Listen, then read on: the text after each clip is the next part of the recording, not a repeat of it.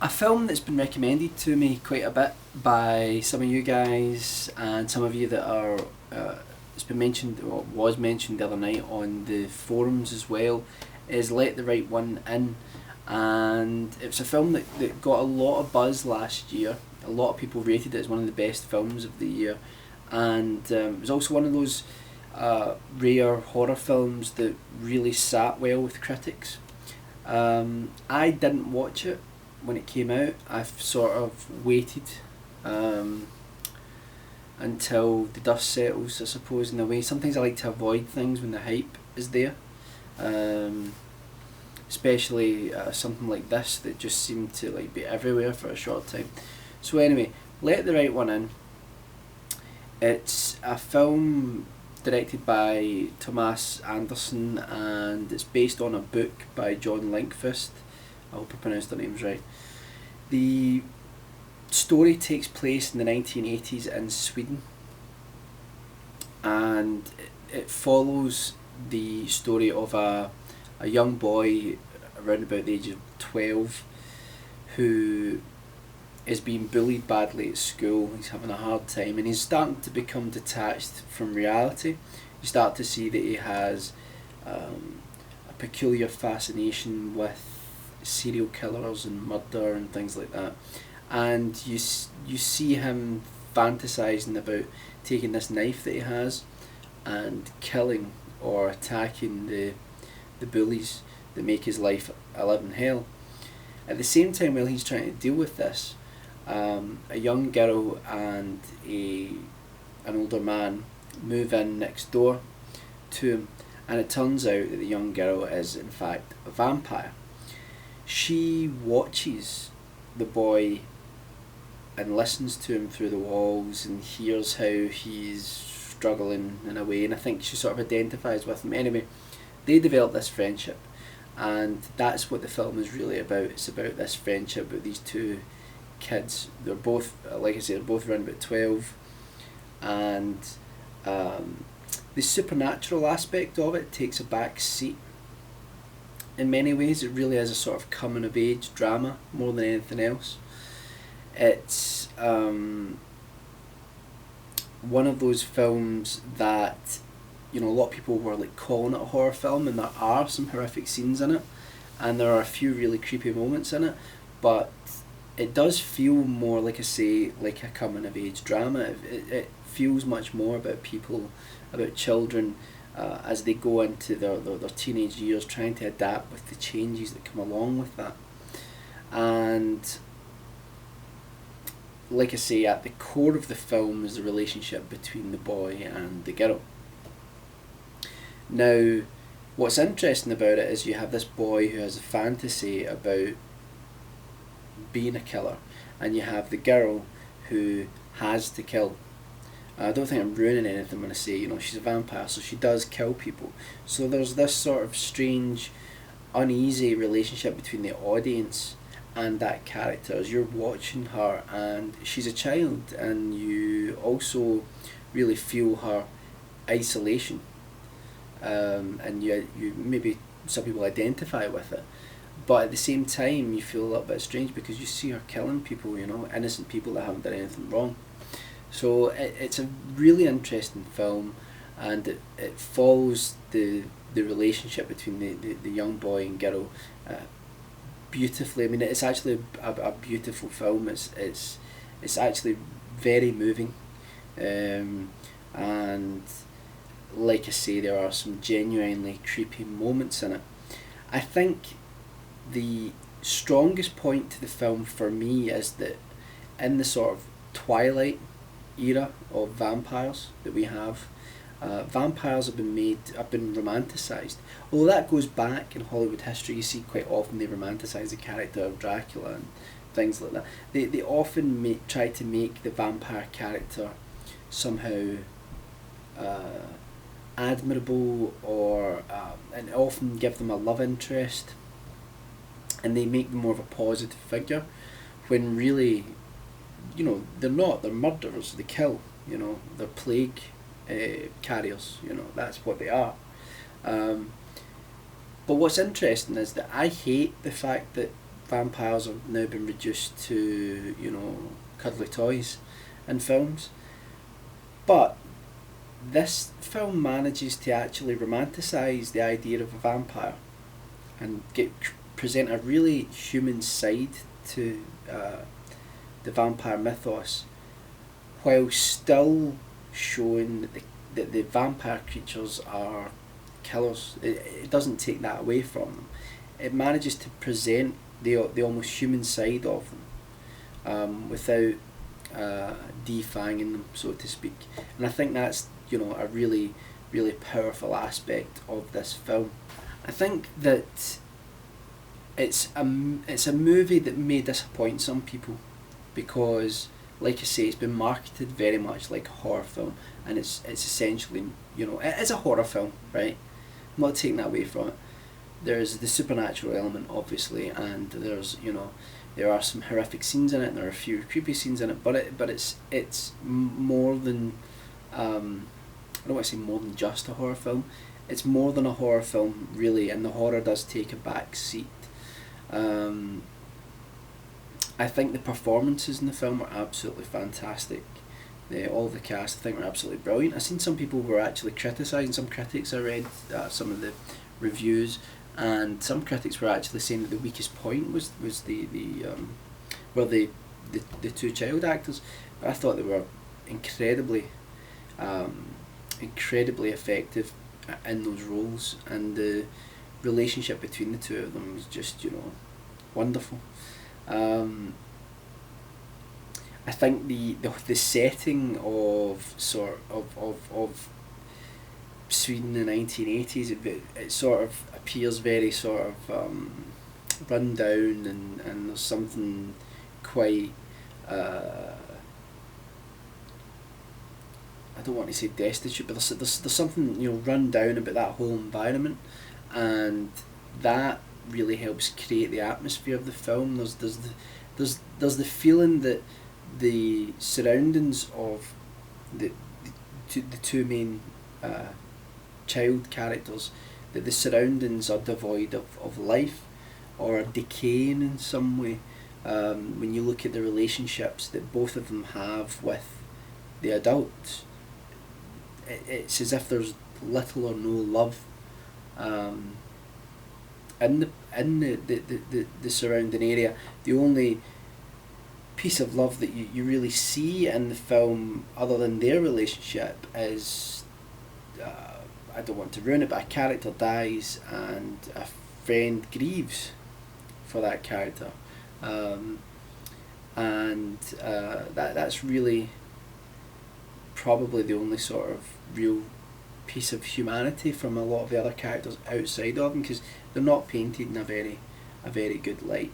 But the film follows the bullying aspect of it that I was talking about, where Oscar, the boy, is, you know, getting to the point where his life is really in danger, and Ely, the girl, is trying to encourage him to, you know, fight back, and this escalates throughout the film. And I think a lot of people watching the film will identify with it. You know, I was listening to the commentary, and the director and writer were saying, you know, how they identified with, I think it was the director especially, said that, you know, identified with being bullied, and, you know, I certainly identify with it. You know, it happened to me quite badly at certain points when I was younger, and, you know, I think when you watch this film, especially if you're someone that went through that, and I think most kids probably did at some point, it's easy to see how some children go a certain way. What's really interesting about it is that it explores that to the extent where it almost makes sense of when you see and read about serial killers doing terrible things. In no way can you excuse that, but in some ways the film manages to humanise those people, and perhaps showing them to be, you know, that the world was inhumane to them, and that's what led them to be inhumane to the world, you know. But anyway, I'm going off on a tangent. Let the Right One In is a fantastic film. I really enjoyed it. I'm glad people recommended it to me. I thought it was beautiful. It's very rare. I said this before in some other film reviews. It's very rare that a horror film moves you. Not out the room, but you know, that's a terrible joke. I'm really sorry. It's very rare that a horror film provokes, you know, more of an emotional response that's not, you know, perhaps, you know, horror, funnily enough, or fright, you know, and this film really does, and it raises a lot of questions as well, and it's definitely worth a rewatch as well. And all I can say is definitely watch it. Now there is an American remake called Let Me In, and by all accounts, I've not seen it.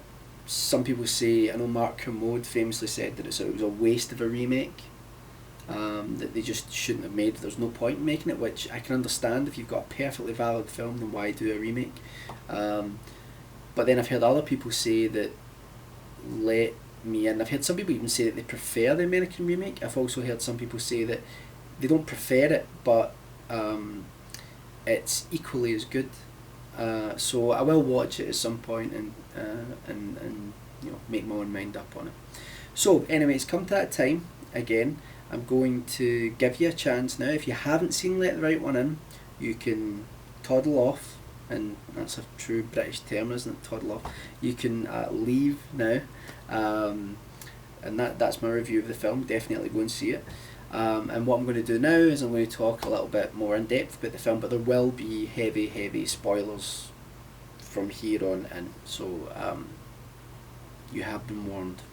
Okay, so you've been warned, there's going to be major spoilers now. Let's start off with something I wasn't too sure about with the film, and that had to be the conclusion of the film. I wasn't. I enjoyed it. I thought it was. It's weird. It's one of those ones. I thought it was very good, but it didn't really go the way that I thought it would go. The whole scene where Oscar's basically about to either get stabbed or killed by the bully's older brother, and then Ely turns up and kills all of them. I thought that was, first of all, it was very well done. It was really well done, and it was quite horrifying actually. But I don't know. I felt that in many ways the story was about growing up, and in some ways leaving behind that first love that everybody has. And I think because of that, I would have perhaps, you know, right at the very end we see Oscar travelling with Ely. Ely's in the box in the coffin, and they're tapping Morse code to each other. I think I've read somewhere that they tap the word kiss to one another or something like that. Now I feel like because the film was about, to me, about that part of life where you're growing up into becoming a teenager and having to confront, maybe for the first time in your life, the evils that are out there, that there are people out there who can be bad to you. And you also have to confront the idea of losing, you know, your first love, you know, the first time someone turns your head.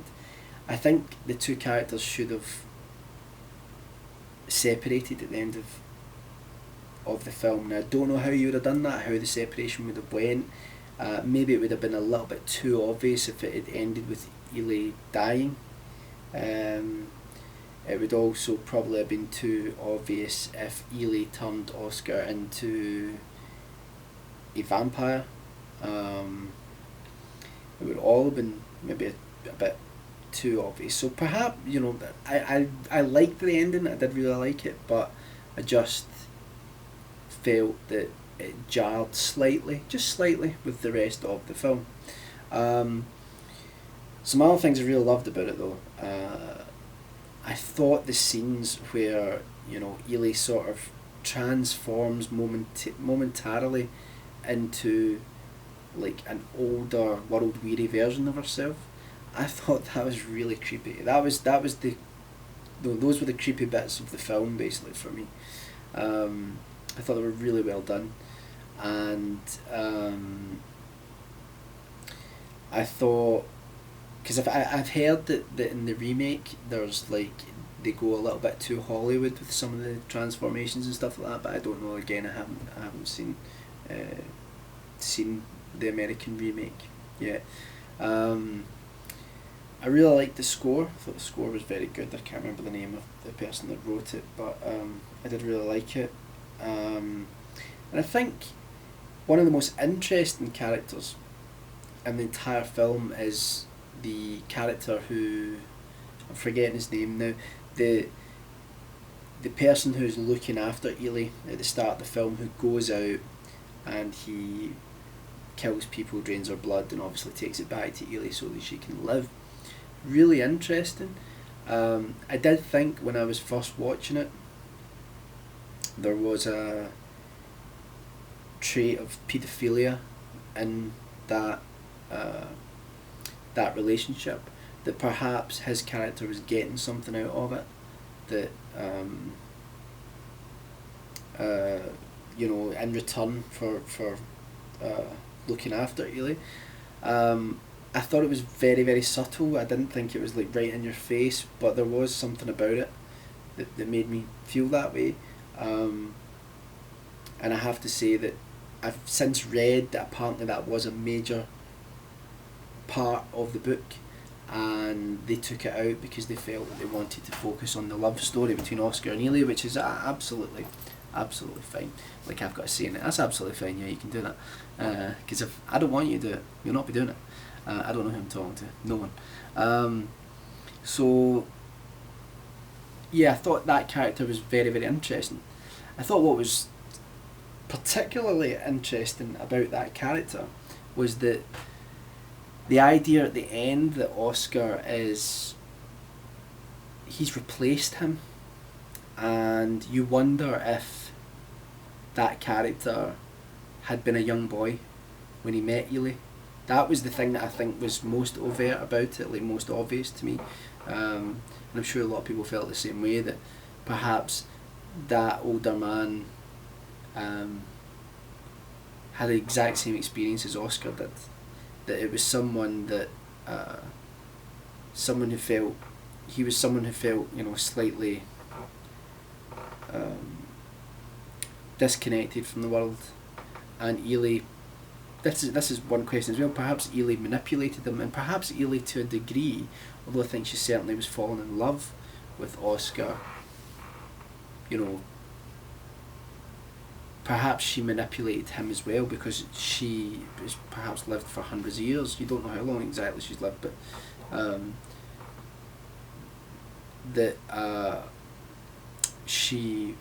she's manipulated Oscar and other people to look after her over the years, and I think that's an interesting take on it, although it kind of undermines the fact that this is supposed to be a real love between them. But there is this tender moment between Ely and her former carer when she caresses his face, as if there is a love and an affection between them.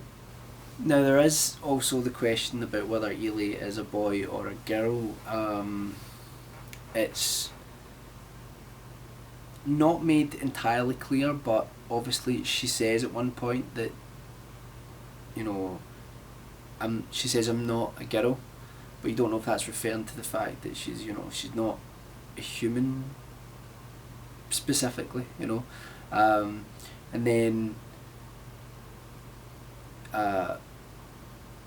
we see the whole point where there's a point in the film. Yeah, there's 2 points I think where she mentions that she's not a girl.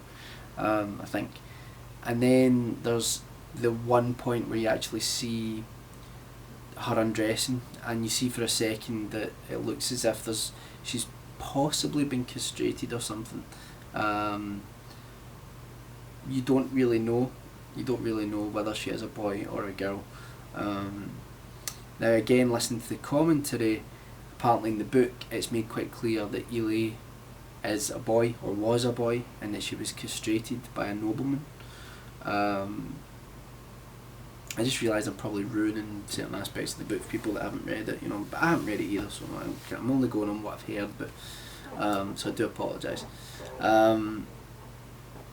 So I think that was interesting as well, about whether she was a boy or a girl, and the fact that Oscar didn't care, which was kind of nice in a way. He didn't care, probably because the feelings that he was having for Ely were not overtly sexual. It was almost like finding your soulmate, finding someone else that sees the world the way that you do and is disconnected from it somehow. Because he says to her, I don't care if you're a boy or a girl. So yeah, loved it. Looking forward to watching it again. I think there might be other things that I pick up if I watch it, get a second viewing of it. I don't think there was really much else that I wanted to talk about with it. Probably is, and I'll remember later, and it'll annoy me that I didn't put it in the video. But anyway, so what did you guys think about it? Did you like Let the Right One In? Hopefully you haven't watched this bit of the video if you haven't seen it, but if you haven't, definitely go and check it out. And let me know, have you seen the remake? Well, what did you think of the remake? And remember, as always, check out the forums below and come and join us. We're all talking about films and all sorts of different things over there, games, books, everything. It's a good place to hang out, so click the link below and check it out. And that's about it, so bye.